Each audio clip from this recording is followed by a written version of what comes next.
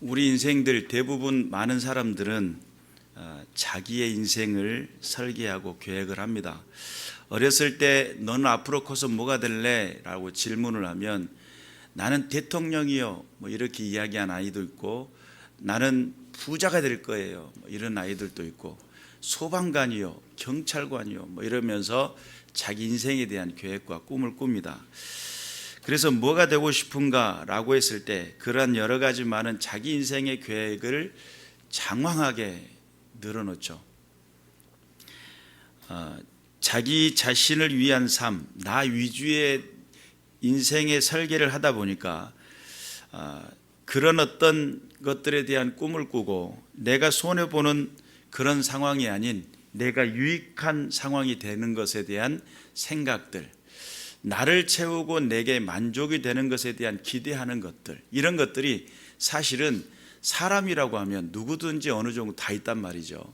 이게 얼마나 강하냐 적으냐 뭐 이런 차이가 되겠죠. 우리가 읽어나가고 있는 이 성경 안에서 활동하고 있는 이분들의 삶은 우리의 생각과 구조가 전혀 다릅니다. 오늘 저와 여러분이 읽었던 이 세례 요한이라고 하는 이분은 6절에 보니까 요한은 낙타털 옷을 입었고 허리에 가죽띠를 띠고 메뚜기와 석청을 먹었더라, 이렇게 이야기를 하고 있어요. 좋은 거 드셨네요 이렇게 생각할 수도 있어요. 이 석청이라고 하는 것이 사실은 이 돌 사이에서 있는 꿀이다 보니까 아주 귀한 꿀이에요. 그러니까 광야에 있다 보니까 먹을거리가 부족한 상황 속에 석청을, 이제 우리 개념에서 봤을 때는 좋은 거 드셨네요 이렇게 생각할 수 있는데, 사실은 너무 척박한 상황에 삶을 산 겁니다. 그래서 이 세례 요한이라고 하는 이 사람의 삶이 갑작스럽게 이게 그 인생 속에서 뭔가 이렇게 멀쩡히 살고 있는 사람을 갑작스럽게 부른 개념이 아니라, 이 세례 요한의 삶은 태어날 때부터서 준비가 된 거예요. 태어날 때 너는 뭐가 될 거야 라고, 나는 소방관이요 이렇게 생각하는 그런 평범한 일상이 아닌, 이 아이는 태어날 때부터서 앞으로의 주의 길을 예비해야 할 사명을 가지고 태어난 거예요. 내 인생 속에 뭔가 이렇게 살고 내가 원하는 삶을 꾸려나가고 기뻐하는 일들을 행하는 그런 삶의 모습이 아닌, 내 인생 자체에 계획이 없어요.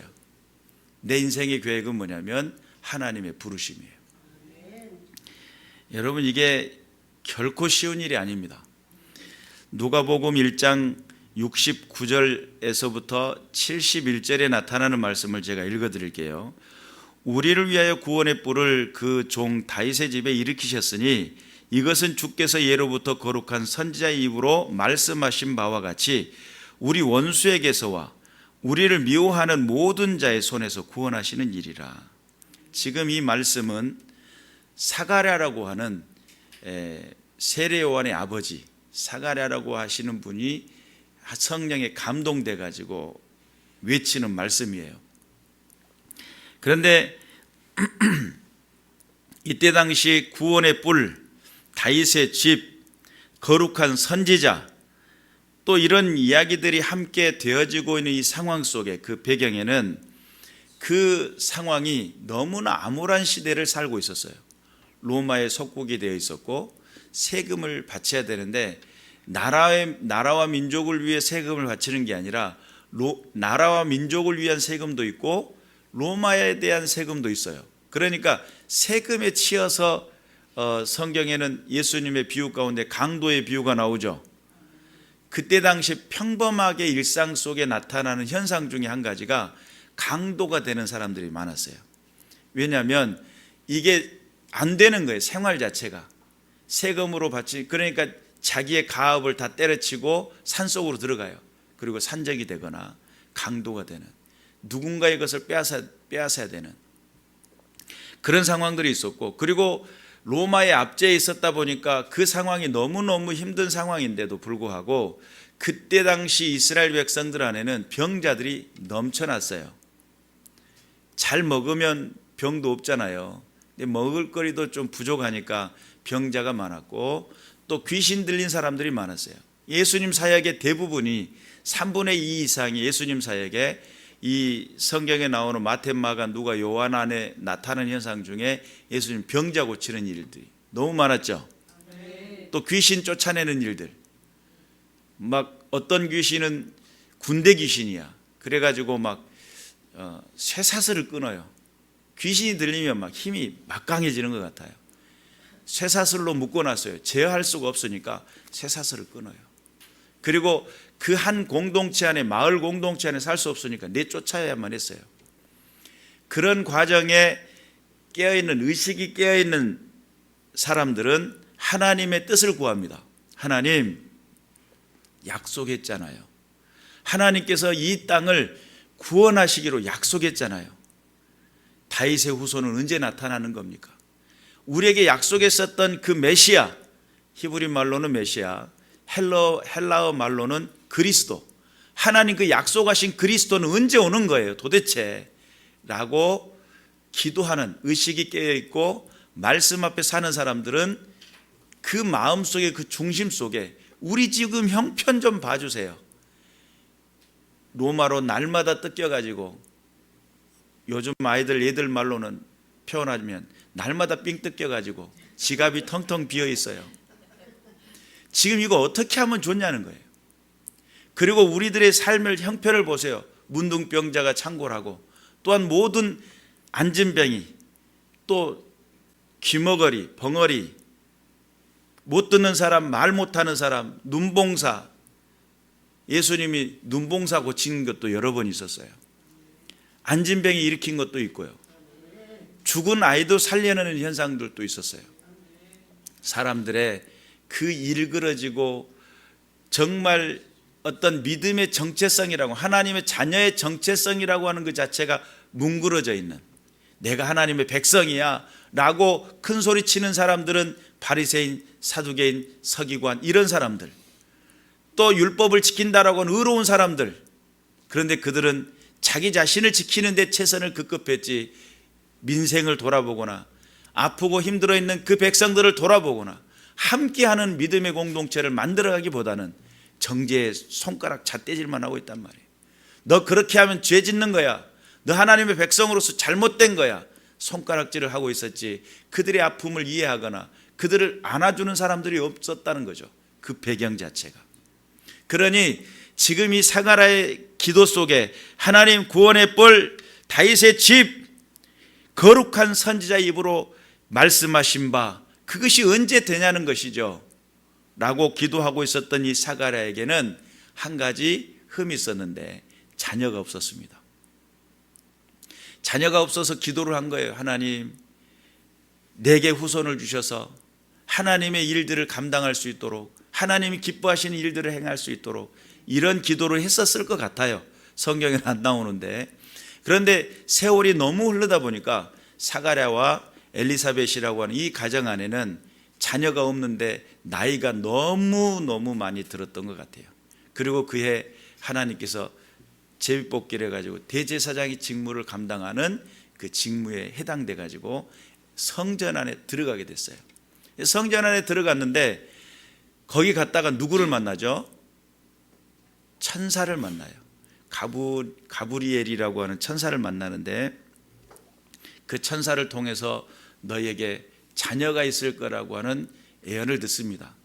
그 사건을 통해 가지고 사가랴가 자녀가 있을 거라는 이야기를 듣자, 우리가 너무 늙었습니다, 이런 이야기를 해요. 우리는 이미 살 만큼 다 살았고 자녀가 있다라고 하는 것 자체가 있으면 좋겠지만 지금 우리는 너무 늙었습니다. 또 너무 노산인데다가 자녀를 낳을 수 있는 상황이 아닙니다. 뭐 이런 이야기를 했다가 가브리엘 천사에게 호된 호통을 듣고 그가 완성되어지고 성취되어지기까지 벙어리의 삶을 살게 됩니다. 그리고 거기에서 이상을 보았구나. 사람들이 다, 이 사람이 멀쩡히 들어가가지고 말하고 들어갔는데 나올 때는 벙어리가 되었고 나왔어요. 네가 믿지 못함이라는 거예요. 하나님의 거룩한 역사를 믿지 못했기 때문에 너는 이 일이 성취되기까지 벙어리가 될 것이다 라고 해가지고 사가랴가 벙어리가 되어서 나와요. 그리고 이 자녀가 태어날 때 하나님께서 이름을 줘요. 태어나면 이름을 뭐라고 하죠? 요한이라고 해라. 근데 그 집안에는 집안의 어른들의 이름들을 이렇게 빌려 썼어요. 그러니까 이제 그 집안에는 예를 들어 요한 그러면 선대 누구로부터서 요한이라는 이름을 쓴 사람이 있었던 거예요. 근데 그 사가랴 집안에는 요한이라는 이름을 쓴 사람이 없었기 때문에 우리 집안에는 이런 이름을 쓸 이 아이가 태어나면 뭐라고 짓지? 그러니까 벙어리가 된 사가랴가 요한이라고 쓰고 엘리사벳도 요한이라고 쓰니까 이게 도대체 우리 집안에 이런 이름을 쓴 적이 없는데 라고 할 때 하나님께서 지어주신 이름 요한이라는 이름. 그리고 누가복음 1장 80절에 보니까 아이가 자라며 심령이 강화해지며 이스라엘에게 나타날 때까지 빈들에 있으니라. 여러분 빈들에 있었대요. 아이들이 자랄 때 어디가 있어야 돼요? 엄마 옆에 있든지 어린이집에 가든지 친구들하고 놀이터에서 놀든지 이래야 맞잖아요. 아이가 자라면 심령이 강화해지는데 이스라엘에 나타나기 전까지는 빈들에 있었다는 거예요. 그러니 하나님의 성령의 감동이 그의 심령에 강타를 해버리니까 지금 너는 커서 뭐 될 거야? 내 대통령이요. 이렇게 이야기해야 될 그 상황 속에 그의 중심 속에는 민족을 품고 나라를 품고 하나님이 기뻐하시는 그 뜻을 품었다는 거예요. 그리고 빈들에 나가가지고 점점 심령이 강성해지는데 거기에서 준비되는 것은 야생성일 겁니다. 그렇겠죠. 그리고요 선지자적인 삶을 살려고 한다면 온순하거나 또한 온실의 화초와 같은 삶의 모습으로는 어렵습니다. 왜 그러냐면 그 선지자적인 삶을 사는 사람의 그 외침은 무엇을 향해 나가요? 세대의 죄를 향해 나가고 인간의 그 죄성을 밝혀내고 살아계신 하나님의 뜻을 드러낼 때에 거기에 대항하는 사람들 앞에 하나님은 살아계신다라고 이야기할 때 시끄러 그러면은 네 하고 들어가 이래버리면 안 되잖아요. 너 그 잘못된 거 너 좀 입 닥치고 가만히 옆으로 찌그러 있어 이렇게 이야기한다면 그때 강성한 믿음으로 하나님께서 내게 말씀하셨는데 라고 이렇게 강한 야성을 지닌 듯한 정말 들판에서 아주 그냥 뛰어댕겨야 될 것 같은 그런 느낌을 가지고 절대 후퇴하지 않는 믿음을 가져야 되는데 이게 야성성이란 말이에요. 야성을 지닌 믿음을 가지고 있어야 돼요. 특히나 이제 요즘을 시대를 살아가는 믿음의 사람들은 조금만 큰 소리만 나도 삐지고 상처 입고 넘어지고 자빠지잖아요. 아니요 그러면 아니라 하겠다고 이러면서 넘어지잖아요. 근데 이런 상처받는 그런 영혼들이 아니라 정말 나를 부르신 목적을 이해하고 나와 함께 하시는 그 은혜를 명확히 알고 하나님이 내게 무엇을 원하시는지를 분명히 아는 그런 믿음의 사람들이 되는 것이 중요합니다. 제2의 세례 요한과 같이 우리의 인생도 어쩌면 정말 살아계신 하나님을 나타낼 때에 복음 전도자로서의 삶을 선택할 때에 후퇴하거나 양보하거나 타협하는 그런 인생이 되면 안 됩니다. 하나님 살아계신다고 지금도 역사하신다고 당신에게 그분이 필요하다고 이렇게 이야기할 때 곱게 아유 그랬어요. 아우 너무 좋은 말씀해 주셔서 감사합니다. 이렇게 받아주면 얼마나 좋아요. 전도하러 나갔는데 싸다구를 돌리려고 손을 드는데 얼마나 깜짝 놀랐는지 몰라요. 예수 믿으라고 하니까 빗자루가 날아오더라고요. 양동 저기 세수대에 물 떠가지고 막 찌그러고요. 곱게 받아주고 곱게 이해해주면 좋은데 그게 아니라는 거예요. 이 세상 자체는 공중권세 악한 영 어둠의 권세가 장악을 하고 있고 불순종의 아들들 가운데 그 가운데 역사를 하고 있으며 믿는 사람들의 그 믿음까지라도 빼앗으려고 우는 사자처럼 작정하는 악한 영 어둠의 권세가 진을 치고 있고요. 그것을 동조하고 있는 불순종하고 있는 이 사람들이 가득가득 하나의 조합을 만들어 가지고요. 그래서 우리 믿음의 사람들이 온전한 믿음을 선포하는 그 자체를 거부한단 말이에요. 그 가운데 하나님 살아계신다라고 이야기할 수 있는 그 담력이 어디서 생기냔 말이죠. 하나님이 지금도 역사하시고 당신의 인생 가운데 함께하기를 원하시고 당신에게 복주기를 원하시며 영원한 하나님 나라로 이끌어가기를 원한다라고 하는 이 강하고 담대한 믿음으로 선포해야 되는데, 아니요, 나 됐으니까 다른 분한테 하세요. 그러면 그러십니까? 예, 조심히 가십시오. 이렇게 돌아가는 그런 연약한 믿음 가지고는 안 된다는 거죠. 강한 믿음을 가져야 될 줄로 믿습니다. 선지자로 부름받은 사람들의 모습을 보면 인간적인 측면에서는 안타까워요. 왜냐하면 세례 요한만 보더라도 이 아이가 자랄 때부터 심령이 강화해지고 들에 나가서 있었다는 거예요. 근데 여러분, 세례 요한을 표현을 할 때 광야에 외치는 자의 소리여 이렇게 표현하죠. 광야에서 외치는 자의 소리여 그래요. 광야에서 외친다는 거예요. 이 외친다는 단어가 crying이라고 하는 단어예요. 울부짖는 소리예요. 울부짖는 소리. 그러니까 이분이 어린 시절에 광야 가가지고 한 것이 도대체 뭘까 봤을 때 하나님 앞에 울부짖었던 것 같아요. 민족의 아픔을 보았고, 그리고 또한 저들의 그 고통을 보았고, 죄에 끊어지지 못한 그 상황들을 보았고, 하나님을 떠나 있는 그 백성들을 향해서 하나님, 저들이 돌아와야 될 텐데 라고 하며 외쳤던 것 같아요. 그것이 외침의 기도가 지금 요단 강가에서 세례를 받으라고 회개하라고 도끼가 나무 뿌리에 놓였다라고 외칠 때에 그 외침이 어디서부터 준비됐을 것 같아요? 광야에서.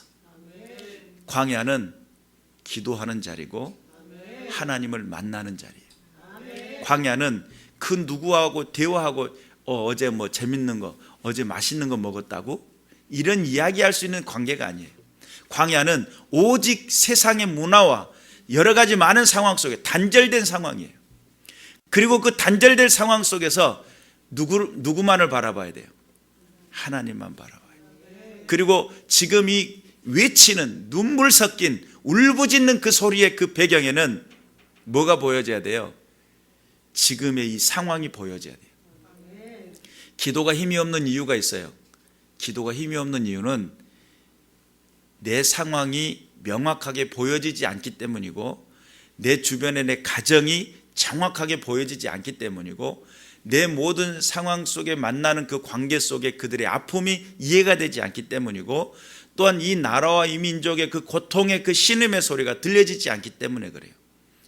기도의 명분이었고 기도의 목적을 잃어버렸기 때문에 그래요. 하나님 앞에 엎드려 기도할 때에 하나님이라고 한 번이라도 외쳤을 때에 내 자녀의 아픔을 주님 아십니까? 내 가정의 아픔을 우리 주님 아십니까? 내 상황의 이 어려움을 주님 아십니까? 라고 했을 때 내 한계를 알고 내 어려움을 알고 내 지금의 이 상황을 이해하는 그 마음이 이 마음 속에 해석이 되고, 하나님의 도우심이 아니면 강한 자와 약한 자 사이에 도우실 분은 하나님밖에 없다라는 그 결론 앞에 하나님 도와달라고 외칠 때에, 그때의 내 중심에서 일어나는 그 생각은 하나님의 그 간절한 도우심을 바라는 그 믿음의 고백은 외침이 될 거예요. 물에 빠진 사람이 콧구멍에 물 들어갈 때 어떻게 한다고 그랬어요? 머리를 쓰다듬으면서 넥타이 매면서 계세요? 살려주세요. 이렇게 이야기하지 않잖아요. 거기 계시면 좀 와서 내 손 좀 잡아주세요. 이러지 않잖아요. 일단 물에 빠지면 이게 널어놓은 미역이 이리 붙었는지 몰라요. 그리고 여기에 마스카라가 예쁘게 붙여놨는데 이게 요리 떨어졌는지 붙었는지 몰라요. 물속에 빠진 사람이 어머 이러면서 살려달라고 하는 사람이 없잖아요, 솔직히. 물속에서 퍽 나오면서 막 이렇게 막 입살 끓이면서 주여 살려주세요.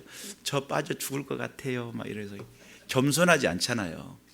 살려주라고 막 이러면서 외쳐야 되잖아요. 그러니까 여기서 절박함이 있어요. 내 인생 속에 찾아오는 그 절박함이라는 게 있어요.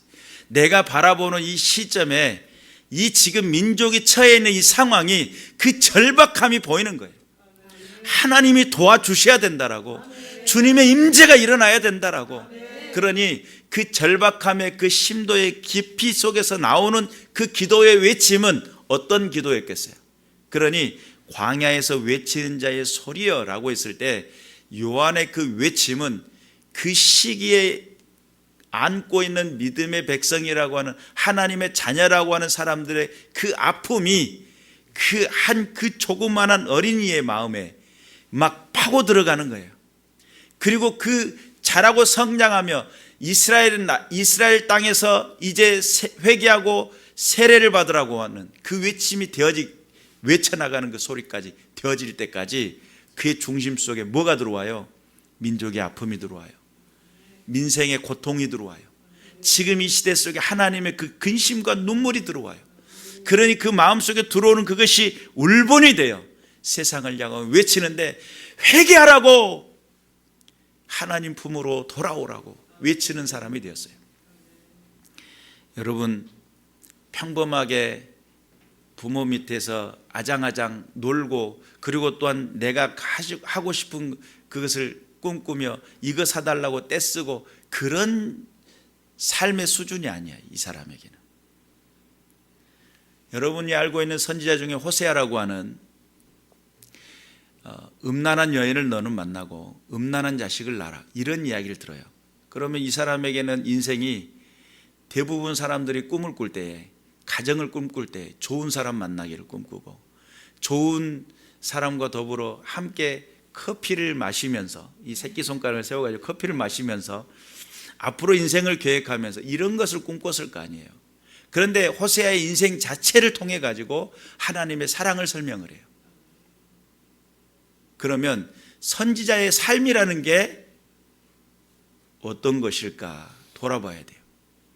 또는 하나님 앞에 하나님의 뜻을 감당하는 사명이라는 그 자리가 어떤 모습일까 돌아봐야 돼요. 아주 나를 죽이려고 작정하셨구만, 이렇게 생각을 할 수도 있어요. 나를 잡았네 오늘, 이렇게 생각할 수도 있어요. 여러분, 우리가 생각해 봐야 돼요.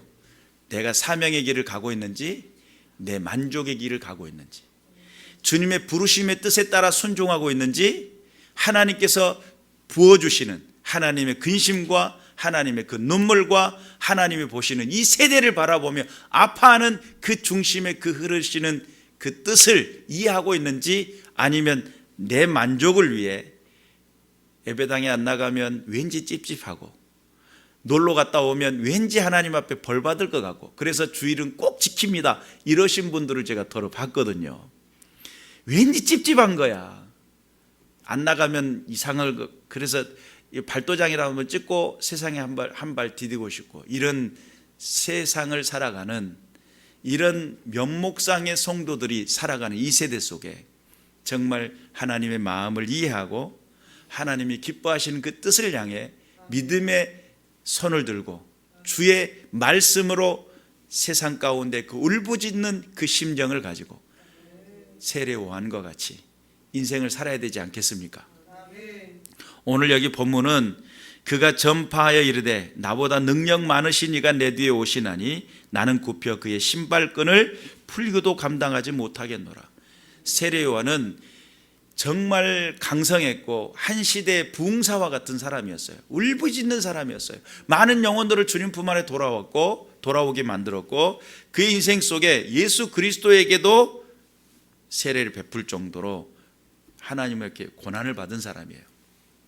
근데 이분은 자기 자리를 알아요. 자기 위치를 안단 말이에요.